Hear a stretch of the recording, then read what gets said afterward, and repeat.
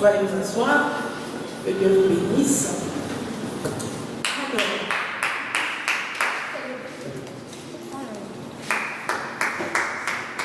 Alors, je remonte vite. Nous prenons des notes. Alléluia. Nous allons faire quand même une petite lecture ce matin avant de pousser, avant d'aller un peu plus loin. Donc, nous notons Marc 10, verset 46 à 52. Quelqu'un puisse déjà se préparer. On va faire la lecture à court de rôle. Marc 10, verset 46 à 52. C'est bon? Et c'est bon?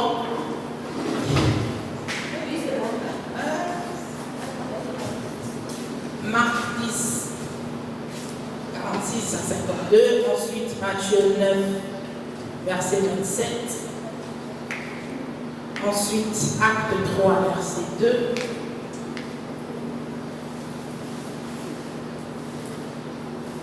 Ensuite, Jean 4, verset 9 à 15.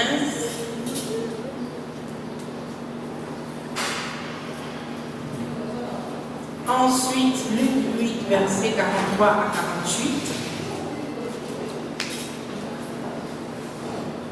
Et on va s'arrêter là pour aujourd'hui. Amen. Je reprends. Marc 10, verset 46 à 52. Matthieu 9, verset 27. Acte 3, verset 2. Jean 4, verset 9 à 15. Et Luc 8, verset 43 à 48. Amen, amen. Amen. C'est bon, vous avez pris note? On peut commencer la lecture. Est-ce qu'il y a quelqu'un qui est prêt? Ou je commence? Marc 10, verset 46 à 52. Je lis la parole de Dieu. Est-ce qu'on peut se mettre debout? Verset 46. Ils arrivèrent à Jéricho. Et lorsque Jésus en sortit, avec ses disciples et une assez grande foule, le fils de Timée, Bartimée, mendiant aveugle, était assis au bord du chemin. Il entendit que c'était Jésus de Nazareth et il se mit à crier: Fils de David, Jésus, aie pitié de moi. Plusieurs le reprenaient pour le faire taire, mais il criait beaucoup plus fort: Fils de David, aie pitié de moi. Jésus s'arrêta et dit: Appelez-le. Ils appelèrent l'aveugle en lui disant: Prends courage, lève-toi, il t'appelle. L'aveugle jeta son manteau et se levant d'un bond, vint vers Jésus. Jésus, prenant la parole, lui dit: Que veux-tu que je te fasse? Rabouni, lui répondit l'aveugle, que je recouvre la vue. Et Jésus lui dit: Va, ta foi t'a sauvé. Aussitôt, il recouvra la vue et suivit Jésus dans le chemin. Alléluia. Est-ce qu'on peut acclamer la parole?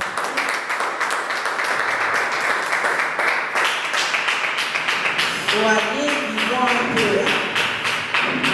Soyez vivants, soyez vivants. Alléluia. Il y aurait que vous dormez un peu. Vous êtes fatigué, hein? Vous êtes fatigué? Alors, Matthieu 9, verset 27. Quelqu'un est à la page? Amen.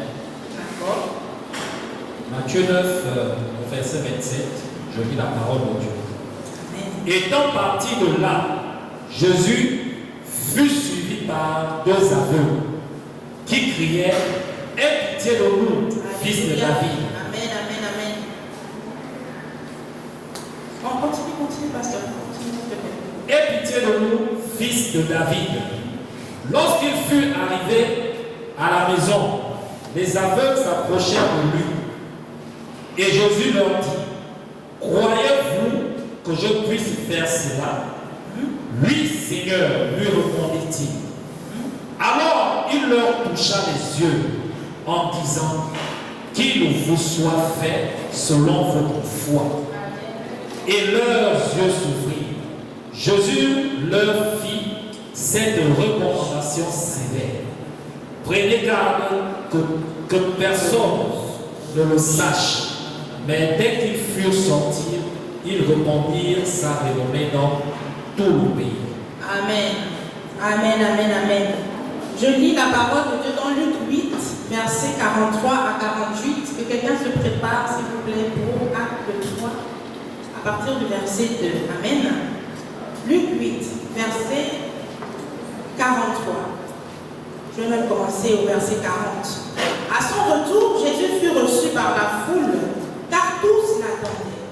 Et voici, il vint un homme nommé Jairus, qui était chef de la synagogue. Il se jeta à ses pieds et le supplia d'entrer dans sa maison, parce qu'il avait une fille unique d'environ 12 ans qui se mourait. Pendant que Jésus y allait, il était pressé par la foule. Verset 43. Or, il y avait une femme atteinte d'une perte de sang depuis 12 ans et qui avait dépensé tout son bien pour les médecins, sans qu'aucun n'ait pu la guérir. Elle s'approcha par derrière et toucha le bord du vêtement de Jésus. Au même instant, la perte de sang s'arrêta. Et Jésus dit, qui m'a touché?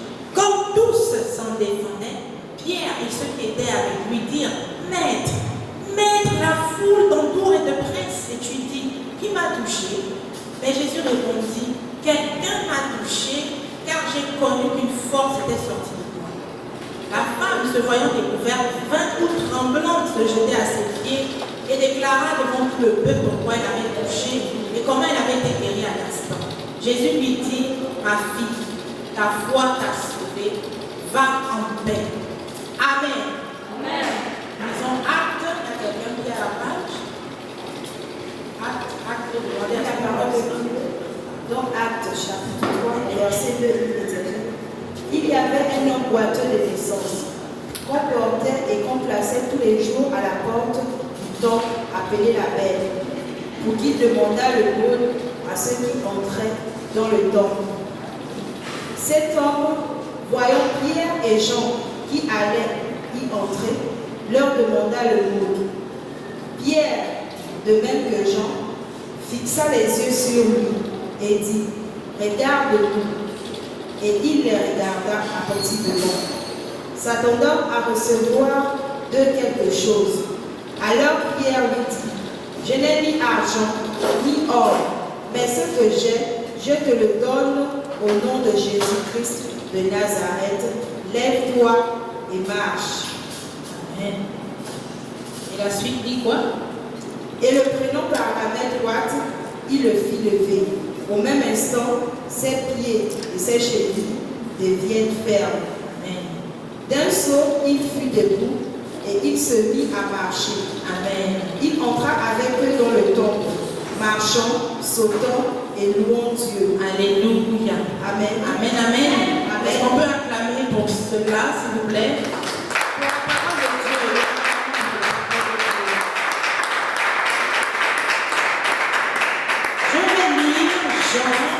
Chapitre 4, versets 9 à 15. Ce sera là la dernière lecture. Jean 4, chapitre 8, Jean 4, verset 9. On va remonter un peu plus haut, je vais lire à partir du verset 1. Le Seigneur sut que les pharisiens avaient appris qu'il faisait et baptisait plus de disciples que Jean. Toutefois, Jésus ne baptisait pas lui-même, mais c'était ses disciples. Alors il quitta la Judée et retourna en Galilée. Comme il fallait qu'il passât par la Samarie, il arriva dans une ville de Samarie nommée Sichar, près du champ que Jacob avait donné à Joseph son fils. Là se trouvait le puits de Jacob. Jésus, fatigué du voyage, était assis au bord du puits. C'était environ la 6e heure. Une femme de Samarie vint puiser de l'eau. Jésus lui dit, donne-moi à boire. Car ses disciples étaient allés à la ville pour chercher des vivres. La femme samaritaine lui dit, comment toi qui es juif me demandes-tu à boire à moi qui suis une femme samaritaine? Les juifs en effet n'ont pas de relation avec les samaritains. Jésus lui répondit, verset 10, si tu connaissais le don de Dieu, Et qui est celui qui te dit, donne-moi à boire. Toi-même, tu lui aurais demandé à boire et il t'aurait donné de l'eau vive. Seigneur, lui dit la femme, tu n'as rien pour puiser et le puits est profond. D'où aurais-tu donc cette eau vive? Es-tu plus grand que notre père Jacob qui nous a donné ce puits et qui en a bu lui-même ainsi que ses fils et ses troupeaux? Jésus lui répondit, quiconque boit de cette eau aura encore soif. Mais celui qui boira de l'eau que je lui donnerai n'aura jamais soif, et l'eau que je lui donnerai deviendra en lui une source d'eau qui jaillira jusque dans la vie éternelle. Alléluia. Alléluia.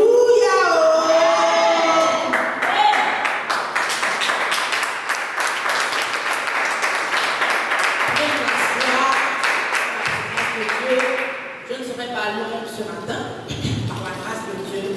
C'est juste une exhortation. Amen. Et j'aimerais ce matin m'adresser à une catégorie de personnes. Amen. J'aimerais ce matin m'adresser à ces personnes-là, en fait, qui se lamentent beaucoup. Amen. Qu'est-ce que j'entends par se lamenter? C'est-à-dire ces personnes-là qui aiment se morfondre, qui aiment se lamenter. Se lamenter, c'est le mot, en fait. C'est-à-dire se plaindre, pleurer sur leur propre sort. Ah Seigneur, vraiment, ça ne va pas. Je n'ai pas le travail, je n'ai pas le mari, je n'ai pas d'enfant, je n'ai pas ceci, je n'ai pas cela. Seigneur, c'est à cause de ma grand-mère qui est au village, qui m'a bloqué le ventre, qui m'a bloqué les études, qui m'a bloqué ceci. Oui, c'est à cause de mon nom avec qui j'ai grandi, que je n'arrive pas à me marier jusqu'aujourd'hui, parce que ceci, parce qu'il a fait ça, nanani, nanadère. Alléluia. C'est à ce genre de personnes-là que j'aimerais m'adresser ce matin. Amen. Et j'aimerais te dire, mon frère, ma soeur, si tu te reconnais comme faisant partie de cette catégorie-là, j'aimerais juste te dire, prends ton destin en main et essaye Jésus. Alléluia. Amen. Prends ton destin en main et essaye Jésus. C'est le thème de mon exhortation. Dis à ton frère, à ta soeur, prends ton destin en main et essaye Jésus. Alléluia. Ok. Maintenant, ok, si s'avère que ces choses sont vraies, si c'est vrai que ton père t'a bloqué, par exemple, ta mère t'a bloqué, ton grand-père, ta grand-mère, ou ton ex-mari ou ex-copain, je ne sais pas trop, enfin bref.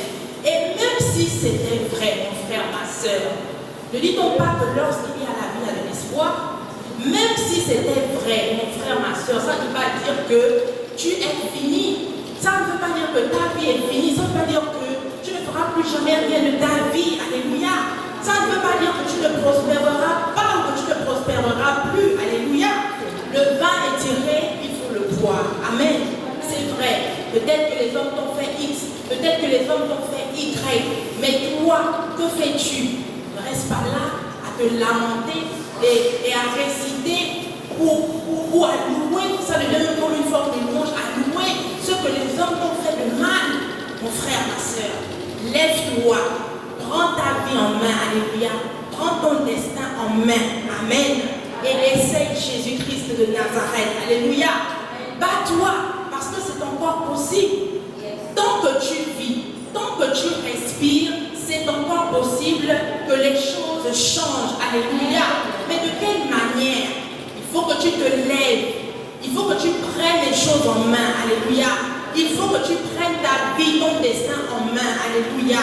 Et que tu essayes Jésus-Christ de Nazareth. Et de quelle manière prendre les choses en main? Dans les deux premiers textes, enfin dans les deux premiers passages que nous avons lus, c'est-à-dire dans Marc 10, dans l'histoire de Bartimée, et dans Matthieu 9, l'histoire des aveux, il y a un même mot qui revient à l'intérieur. Alléluia. Le mot crier, en fait, c'est le verbe là. Alléluia. Crier. La Bible déclare que Bartimée a crié, my God. Bartimée a crié. L'aveugle, il a crié. Il a crié, Jésus, fils de David. Parce qu'il a entendu comment Jésus était en train de passer. Jésus était présent, il était quelque part là dans les environs. Il s'est dit non, là, pardon, je suis seul face à mon destin. Je vais saisir la chance là. Il a crié de toutes ses forces. Quand bien même les autres, la foule tout autour, tentent de le faire taire, la Bible dit quoi? Il a encore crié plus fort. Jésus, fils de David. My God, son cri est parvenu à l'oreille du maître qui s'est tourné vers lui. Il a fait appel. Il a été guéri. Alléluia. Les aveugles, pareil dans Matthieu 9. Les aveugles ont crié Jésus. Alléluia. Mon frère, ma soeur, il y a un mystère dans le cri. Amen. Il y a un mystère dans le cri. Alléluia. La Bible déclare que lorsque le peuple d'Israël, également dans l'Exode, était en captivité en Égypte pendant près de quoi 400 ans. Alléluia. Qu'est-ce qui a fait en sorte que Dieu se tourne? Qu'est-ce qui a fait en sorte que Dieu réponde enfin aux prières de son peuple, même s'il a répondu combien de temps après. Mais qu'est-ce qui a déclenché le regard de Dieu, le regard favorable de Dieu? Ce sont les cris. Amen. La Bible dit quoi? Dieu a entendu les cris de son peuple et il a agi. Il a envoyé Moïse, qui était là la solution qu'il a estimée bonne pour délivrer son peuple de la captivité. Alléluia. Mais toi, que fais-tu à part de lamenter? Tu fais quoi à part de lamenter? À part louer et vanter. Pour moi, c'est même vanter ce que les gens ont fait. Oh, on m'a bloqué. Oh, on m'a fait ça.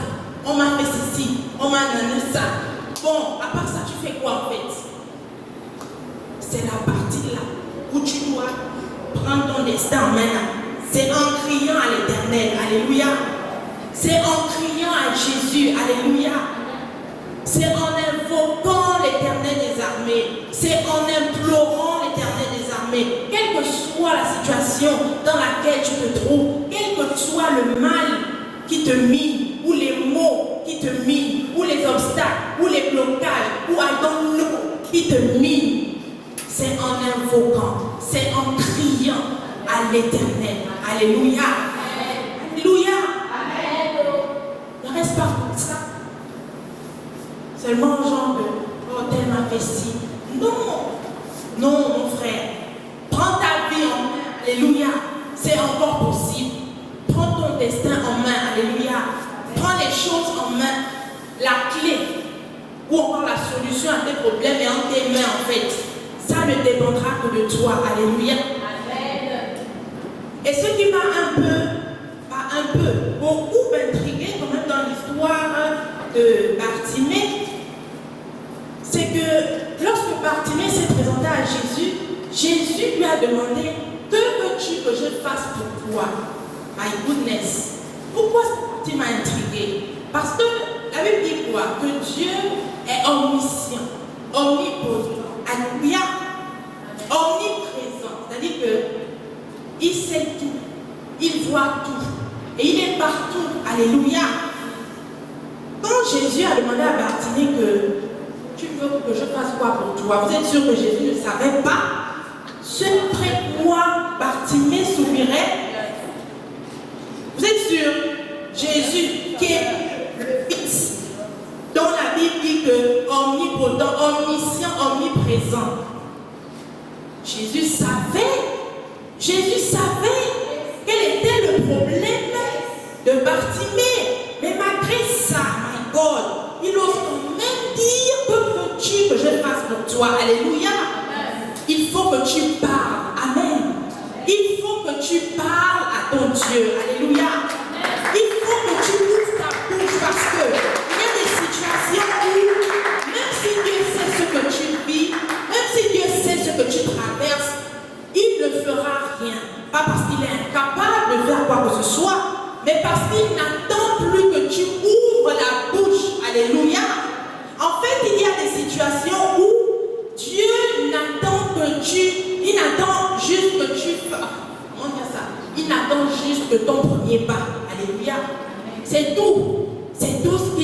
que tu fasses le premier pas pour que Dieu, lui, fasse le second, le troisième et tous les autres. Alléluia.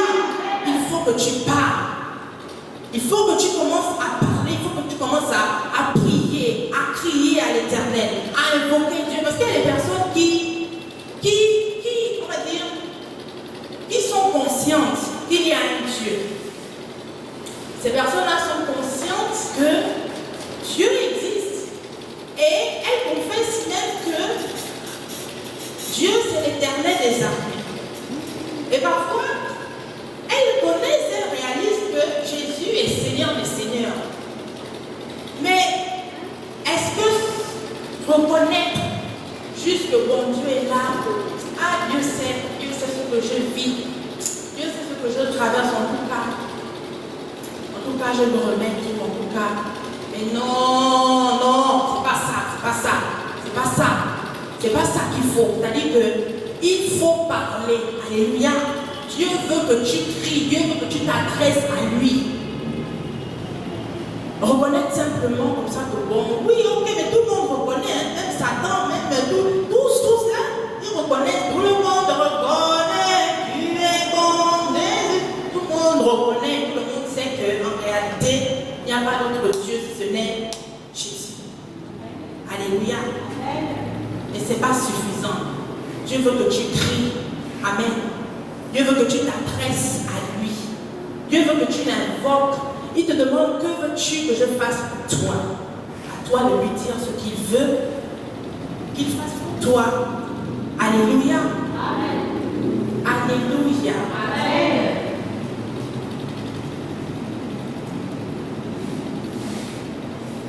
J'ai adoré l'histoire de ce mendiant-là qui était assis à la porte du temple. La porte, la belle. Je vais relire l'histoire en Acte 3. Pierre et Jean montaient ensemble au temple à l'heure de la prière. C'était la 9e heure.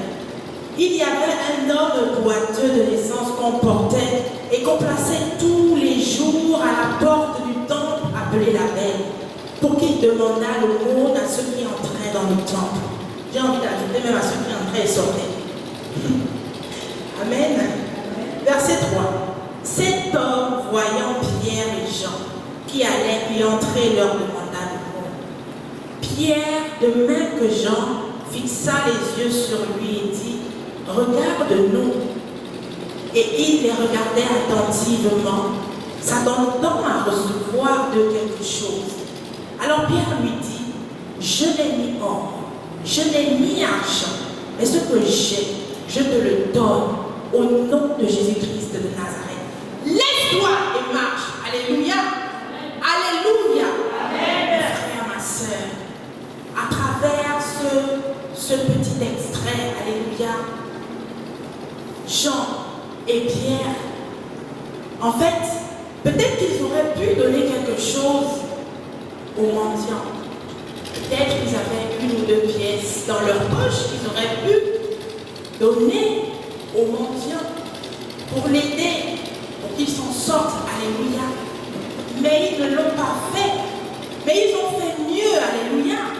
Ils ont fait mieux parce qu'ils ont donné, en fait, ce qui, à leurs yeux, avait plus de valeur. Alléluia. Jésus. Amen. Parce que c'est Jésus qu'ils ont donné à travers la manifestation de l'Esprit de Dieu qui était en eux et qui a accompli le miracle qui a permis aux mendiants, aux boiteux de se lever. Alléluia. Alléluia. C'est Jésus qu'ils ont. Parce que Jésus, vraiment pour eux, c'est la chose qui avait beaucoup plus de valeur. Amen. Alléluia. Imaginons un peu qu'il existe une machine, un appareil qui crée de l'argent, qui fabrique de l'argent. Imaginez un temps soit.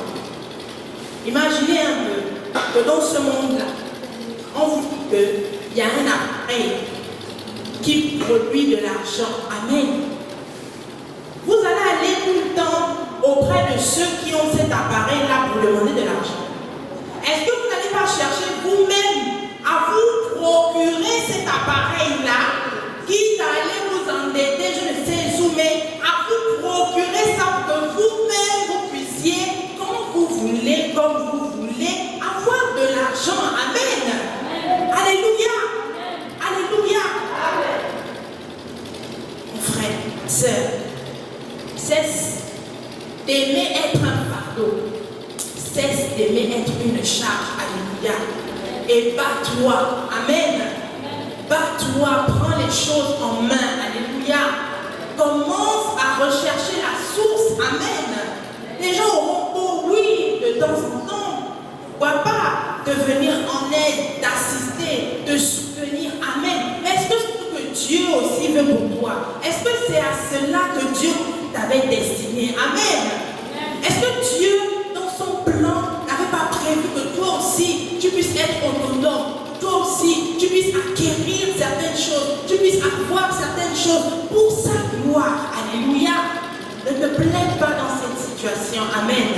Crie à l'Éternel. Alléluia. Tourne-toi vers la source qu'il est. Alléluia. La source intarissable. La source d'eau vive. Alléluia. Amen. Et dans Proverbe 29, verset 26, il est écrit que beaucoup recherchent la faveur de ceux qui dominent. Et c'est l'Éternel qui fait droit à tous et à chacun. Alléluia. Pourquoi continuellement aimer, je ne sais pas, s'accrocher à certaines personnes peut-être nantis ou je ne sais pas, peut-être plus épanouies ou peut-être plus équilibrées, si on peut directement, alléluia, s'attacher et se tourner vers la source, alléluia, la source en qui il y a tout en fait. Il y a tout en Jésus, en Dieu, alléluia.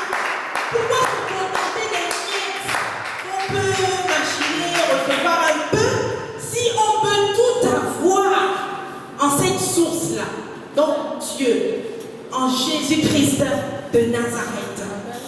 Alléluia. Et ça dépendra de toi. C'est pourquoi j'ai dit, prends ta vie et ton destin en main et essaye Jésus. Alléluia. À partir des yeux là, on va voir ça arrive. Mais prends déjà des choses en main. Alléluia. C'est ce que Dieu veut pour toi. Alléluia.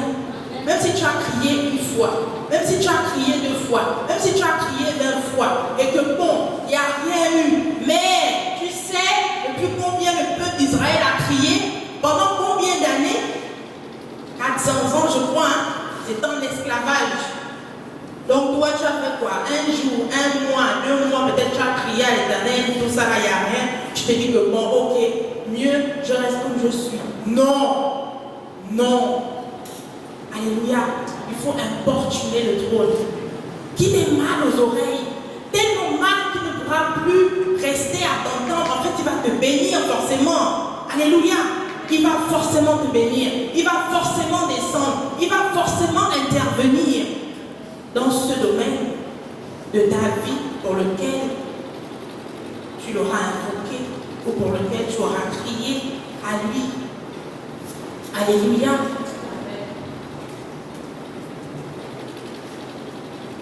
Jésus qui dit à la femme samaritaine, tu me fais le malin parce que je te demande à boire. Mais en fait, si tu savais le don de Dieu qui est en face de toi, en fait, ça dit que le fusil aurait changé d'épaule. C'est toi qui seras en train de demander à boire. Amen. Après, pour dire que quiconque boit de cette eau, donc l'eau du puits, il parlait de l'eau du puits, quiconque boit de cette eau aura soif. Mais quiconque boit de l'eau que je lui donnerai n'aura plus jamais soif. Et en plus de ça, des fleuves, alléluia, jailliront. Amen. En fait, c'est que tu seras toi-même une source de bénédiction. Alléluia. La source, c'est Jésus, c'est Dieu. Alléluia.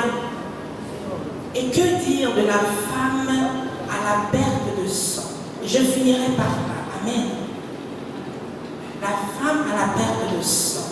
On a lu dans Luc 8. Je vais encore lire.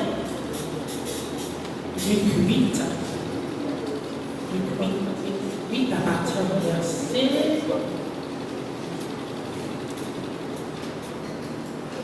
À partir du verset 43. Or, il y avait une femme atteinte d'une perte de sang depuis 12 ans et qui avait dépensé tout son bien pour les médecins, sans qu'aucun n'ait pu la guérir. Elle s'approcha par derrière et toucha le bord du vêtement de Jésus. Au même instant, la perte de sang s'arrêta. Alléluia.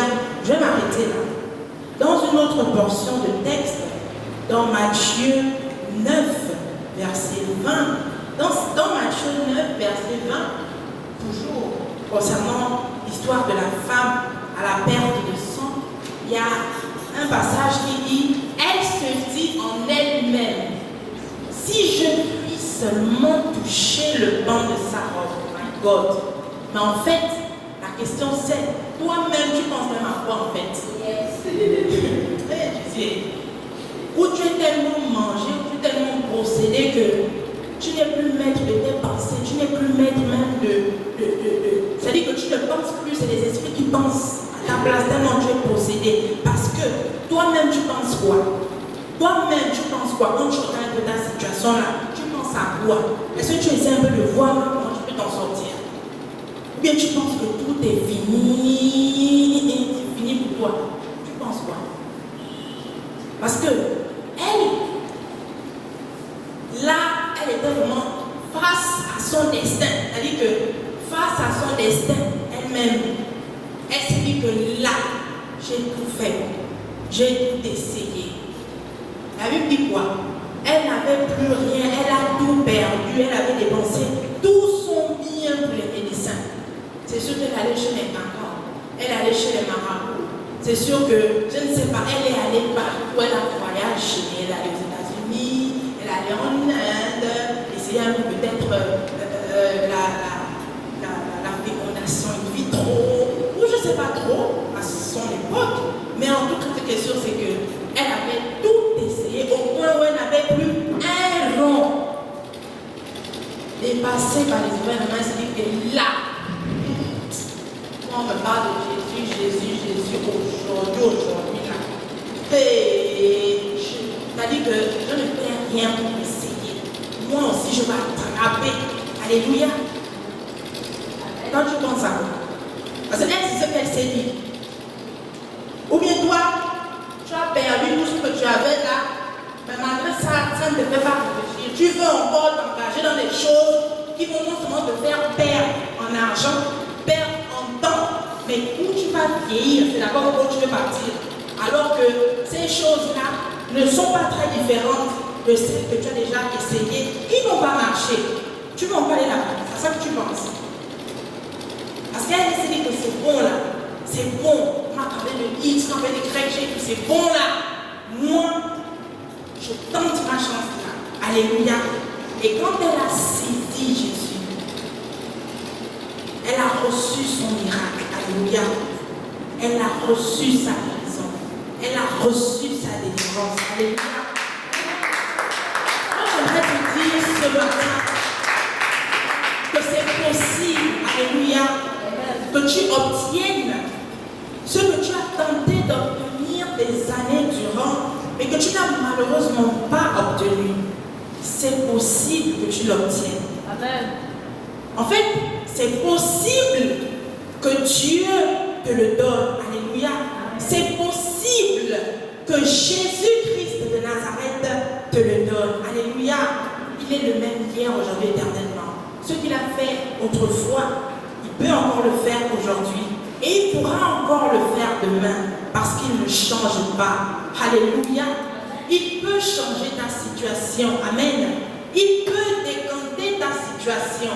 Il peut transformer. Alléluia. Mais à condition que tu le saisisses. À condition que tu l'attrapes. À condition que tu t'accroches. Amen. Et à condition que tu l'importunes. Alléluia. Amen. Alléluia. Amen. Il te dit, que veux-tu que je fasse pour toi? Comme avec Bartimée.